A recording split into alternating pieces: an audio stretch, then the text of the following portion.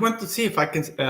Should I look at the camera? Or Yeah, look at the camera. Oh, it's an interview. Yeah, both ways. You look at the camera, look over here, whatever. All right. Hey, folks, welcome to another episode of the Tony Pomps podcast. And we have a very special guest here tonight. You know, one of the things that I always talk about is the interesting people that we run across in the desert. I want to introduce to everyone to the tenor of the Americas, Mr. Maximo Marcuso. Hey, how you doing, my friend? Doing good. How you doing? Pleasure being here with you again. Yes.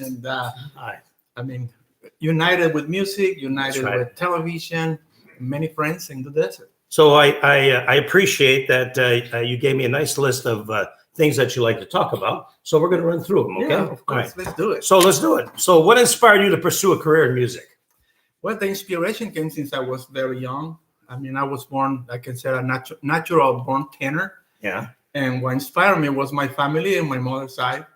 And all of them were musicians, symphonic musicians, so the National Symphony Orchestra. And my mother was a soprano. So she was my inspiration. I remember when I still remember, maybe I was 4 years old, and I keep this memory forever. I had my mother, I was in my mother's arms, and I had this eye contact with her. Yeah. And I remember that she sang to me. How cool is that? She was singing, you know, you want to know what song it was? What was it?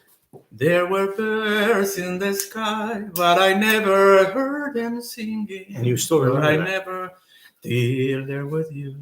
So, and how old were you? At that age, Yeah. I was 4, and I remember. That's my only memory. I'll be darned. What? So where My was only this? Where did this take place? Was in the city of Guatemala, Central Guatemala. America. I was born there in I Antigua. see.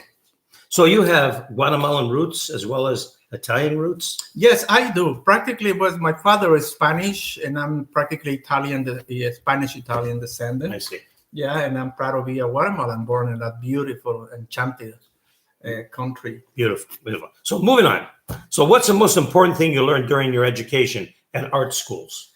Well, first thing is discipline, which is very hard too. I mean, for an artist to have some disciplines when you have a lot of things to do and distraction, etc. But yes, it's discipline, and then be patient, and don't take things too serious, because we have tendency to be very emotional, right? And we have the art inside of us, but sometimes come obstacles, so we have just to wait to let them pass, and life goes on. So, I mean, it's to be perseverance is another one. And for me, something is kindness. Yes. Right? Yes. So most of the time, I always see you very happy. It looks like, right? Yeah, I think. Well, when you enter a room, you light up the room as well. Thanks for it. Thanks so much. But you're the electricity. Actually, you bring light to the I like that. I like that. All right. So have you faced any challenges in your career?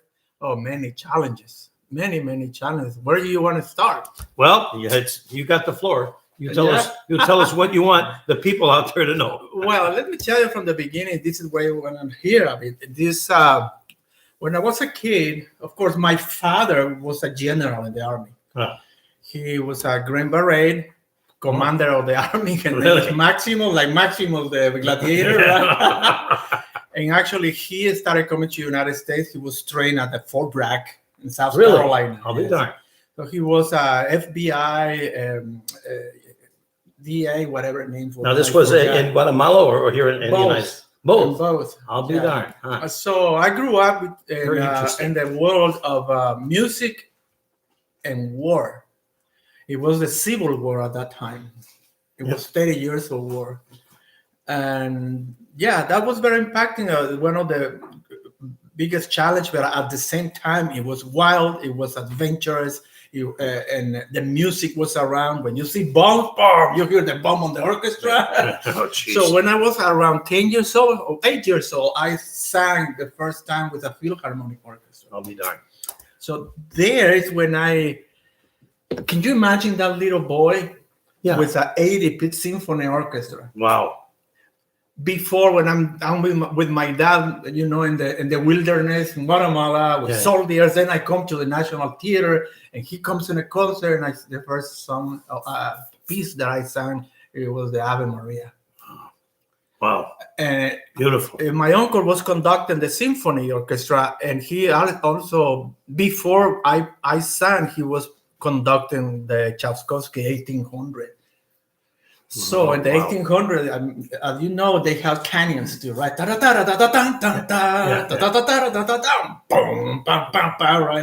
Passion. So yeah, but that combination, it really impacted my life. You see, I mean, also kindness, values, in our countries, values, the unity, and also the war was kind of a paradox. No. It was a paradox over there. But that day, when I started singing with the symphony orchestra, since I understood what the mission I have in this world. So I have to ask you this question about the war. Yeah. Because my family was in Italy during World War II. Oh, my goodness. And, they tried to live a normal life, and it was very difficult. But like you said, bombs blowing up in the background and people fleeing their towns. How did that impact you as a child? You were just a young boy, right, when this was going on? Yeah, I think just impacted all the society. But in my case, I think I also passed later on some, as many people, this post-traumatic as well. Of course. So that's one of the challenges that I passed through. But that since a young age, I understood what my purpose is in this world, and I understood that music heals. That music moves us. There is not division. There is no war. Music brings people bridge. together. It's the bridge that unites us all. And I understood that my mission in this life is to sing music of love and hope to the world. Yeah, well, we've come to a few of your performances, and you do exactly that. When the people come in, and a lot of people in the Valley had never heard you before. I've been to a couple of your concerts. And people, when they leave, they want to know where the next one is going to be. They absolutely enjoy it because it's a feel-good situation. Yes, it's a wonderful feeling knowing that people are receiving. Yeah, that gift is a gift that, I'm not arrogant of having. I just feel blessed, and that talent, it doesn't come from me. It passes through me. Yeah, and I have to be open. And you deliver. Just open and deliver. Yeah. So, is there a performance that stands out to you as your favorite? I'm sorry, whatever. Is there a performance that stands out to you as one of your favorites? If I want to perform a song, an aria, or a song, the Italian music, of course. You like that, huh? Oh, yeah. And let me tell you, this is another moment. My mother's Neapolitan favorite song, it was an 80s, the Cor Ingrato. You remember? Core ingrato, t'hai pigliato a vita mia, tu t'è passato e non c'è piange più. Right, the orchestra. So happens that that was one of the first Neapolitan songs, operatic songs, that my mother taught me, and she said, "The day I die, I want you to sing that." At my funeral, it was the hardest thing.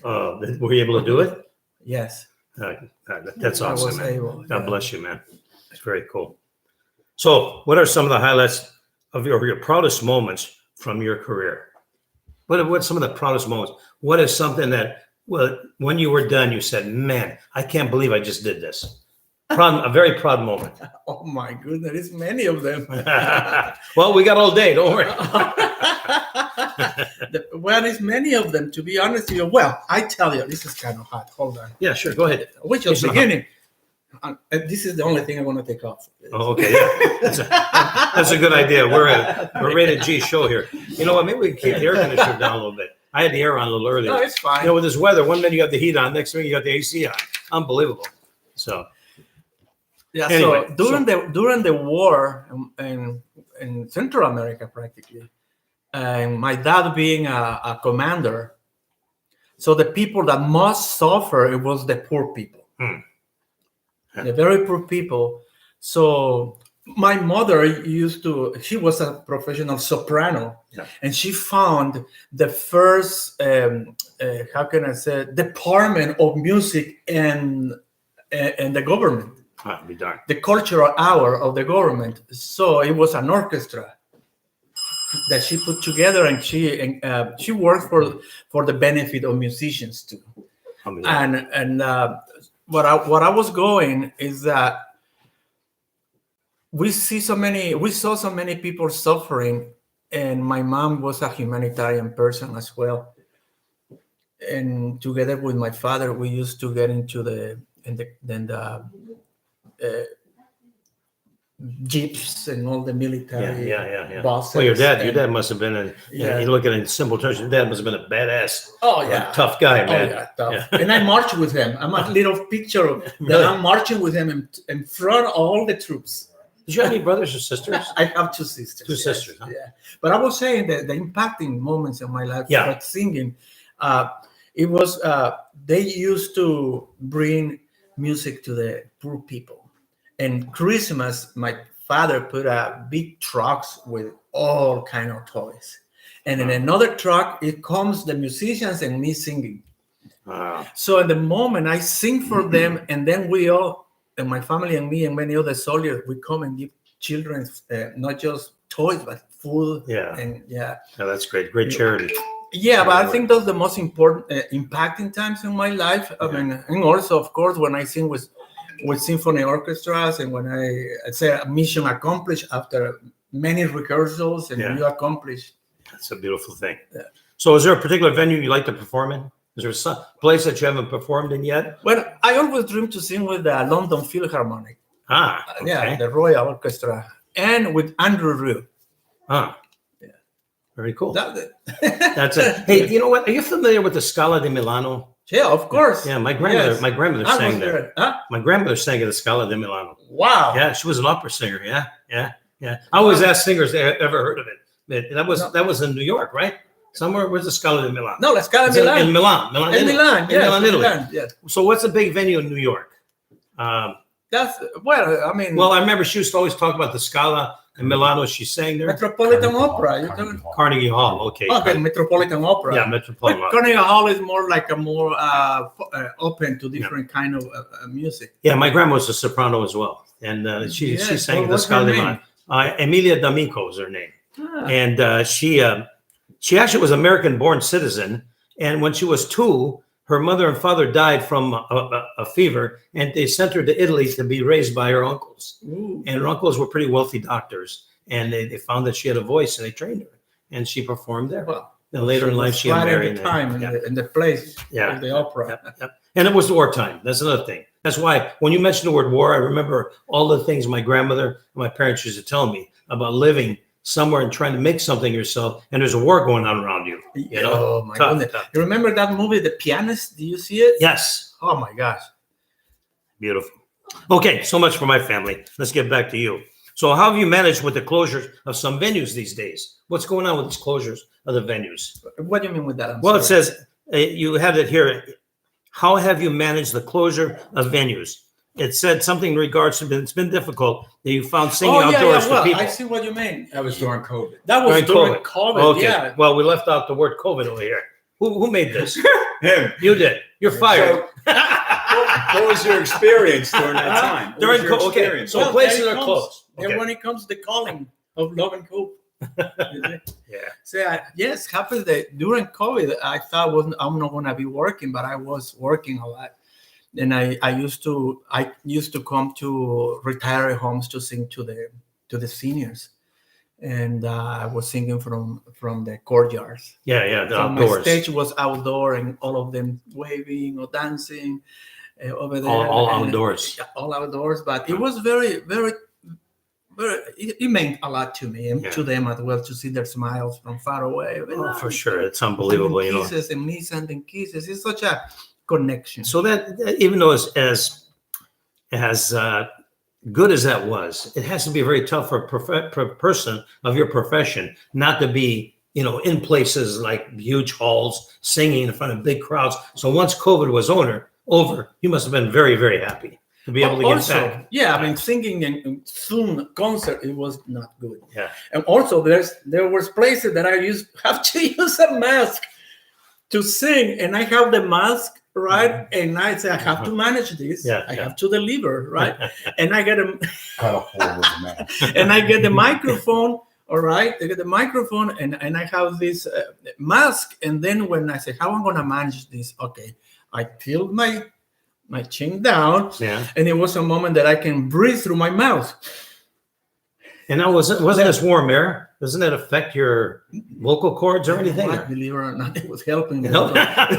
It was helping me to warm up my voice. Yeah, I'll be darned. Because it brings that warm. Yeah. So, but it was moments when I go, Manu me la sai, when I You're gonna swallow the mask. So I had to manage it. Actually, I was through my nose. And that what it I'll was. be darned. The So technique during COVID. You found a way to make it work. It worked beautifully. Yeah. I will send you videos. That'll be cool. I got to see this. So next time you sing, we're going to put the mask on, or you? Why not? All right. So, do you have any advice for people looking for a career in opera or the arts in general? What's your advice to these young people that want to get started in this business today? And I think, like I said before, is if you're really serious, enjoy the journey. Yeah. Enjoy the journey. Polish yourself. If you lose heart, find a mentor. Surround yourself with positive people that understand you, and so you are in the right place. Yeah. People that support you emotionally. So surround yourself with academical. Yeah. And yeah. So one last question here that we have is that you've used TikTok to reach new audiences. What's that all about? Well, I stopped doing TikTok because I really don't have the time. But during COVID, I did it, and I was singing duet with pop singers, famous pop singers, and I come and add the operatic touch to their song. Yeah. That was all about. How cool is that? It's very cool. Well, look we have actually worked our way through. We have a question. You have a question? Hi, Maximo. Hi, what's your name? Ishkabibble. Go Materazzi in small circles. So we've talked, or you and Tony have talked a lot about your voice, your background, but there has to be one artist that truly influenced you that you thought would be somebody that, I don't want to say mimic, but understand the craft and follow their direction. There has to be somebody. Who would that be? That's a great question because I forgot about that. Yes, and it was Franco Corelli. Franco Corelli. And hey, that's a good answer. And Maria Callas. They are my school. Maria Callas. I remember Maria Callas. You know, my parents used to have albums. That was a good question. And they had the books. They used to sit down and listen to opera, and they would follow the story. Yeah. And, I remember I was a little boy. We had to go sit in the other room, in the family room. And my mother and father, Friday or Saturday night, they would sit in the living room and listen to the opera and follow, the words by the book. I have them all, by the way. Wow. Yeah. I inherited them. So. But that's a very interesting question. Yeah, that was a great question. Yeah. I'm glad that you found your way here. Oh, yeah. I'm from Philadelphia, South Philadelphia. Yeah. Okay. Be my Lord. There you go. Exactly. Mario Lanza. Okay. There you go. What do the you question? think about Mario Lanza? So what's the question? What do you think about Mario Lanza? Was he the greatest American tenor of all time? Yes. Thank of his time. Yes. And he was criticized. He was criticized, by the way. Yeah. Because he was not really the operatic field. They didn't like the fact that he's an operatic singer and the popular vein. Yeah. So they were not kind of ready for that. But I can say Caruso and Caruso and then Mario Lanza, they were the one who started the classical crossovers of today. I'll be darned. You see that they came Bocelli and all these other singers. So Mario Lanza, then he started polishing his, like I said, you have to polish, be over there. Yeah. And his dream was to sing in the Metropolitan. Will you bring up something, if you don't mind, Yeah. a follow-up question? No, Would you be please, okay? yeah. You mentioned Bocelli. Yeah. A very unique voice, powerful, just everything. So I know polished singers like yourself take a little bit from all of it. Even Jerry Vale. I was a big fan of Jerry Vale. Just a little bit from all these entertainers. Is that how you have built your craft as a performer and a singer? No. Okay. No. I would please let the audience know. Yeah, no. I was naturally born tenor. So Okay. when you have the voice, you have it. Now you learn how to manage it. That's the difference. You know how to manage it. And when you come to the other artists are influences, they are inspiration to you. Like Mario Lanza, I mean. Mario Lanza continued his operatic career, even though he was not in the opera houses, but he was in film. Yeah. Because Warner Brothers makes him sign. That's right. That he cannot sign with any operatic places. Got it. Because he was a film artist. Yeah. So he was my inspiration as a crossover. Also, Bocelli is my inspiration. But the passion of Mario Lanza, my gosh, right? Yeah. And also the way he sang these arias as well. Now Bocelli came with this romance, right? Yeah. Everything is right.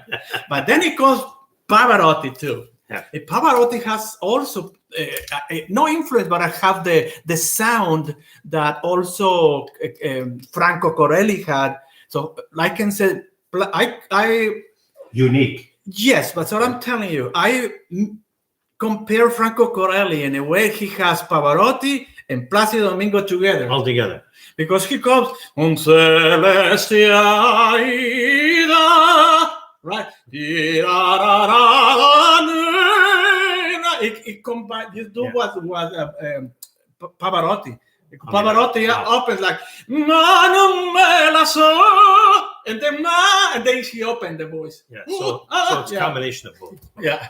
Sorry, I'm. Oh no, it's all good. It's all good. So dog is singing along. yeah, you're singing. Your dog is singing. You wanna Yeah, let's hear hear your dog sing. And so, You want to bring him here? Yeah, bring him here. Okay, let me bring him. all right, folks. Well, Really? okay. Not really. Well, It Maximo. does. While Maximo gets Okay. it together with his dog, I need to make a suggestion to our director, Sonny over here. In the future, Yes. when Marcus wants to say something, have him go in the other room and call in. Okay? No, he grabbed me. Do this. Call in the phone. It looks more authentic. We got Okay, here we go. we got some time. Here we go. Ladies and gentlemen, this is Il Divo. El Divo. That's his name. Yes. El Divo. Welcome, El Divo, Okay, folks. we're going to warm up. Warm up. Okay. Okay. Oh, warm up. Are you ready, Puppy? Sit down.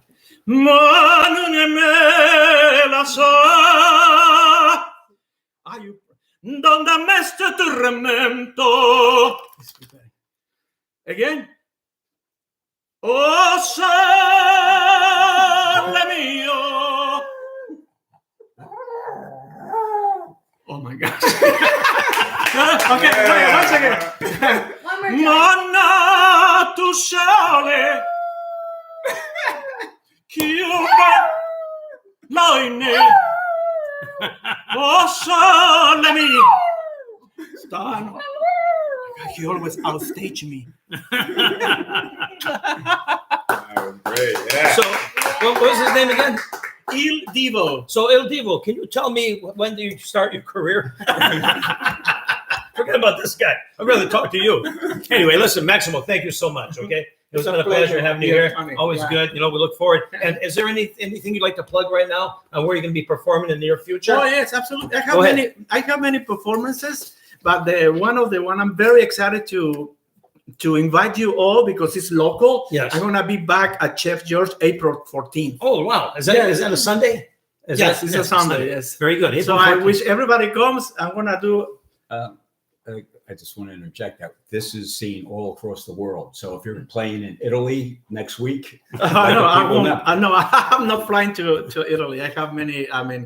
Performances here, but I think maybe at the end of the year I will be in Rome at the Church Palace. Wow. And again, I don't have the date. My manager is working. Very good. So we'll have you back on before that. Okay. Yes, That way we please. can please. come on. Very good. Thank you very much. Grazie Maximo. mille. Ciao, Bella bella. vita. Bella vita, Se mangia bene. Okay, so I want to introduce you to this young lady.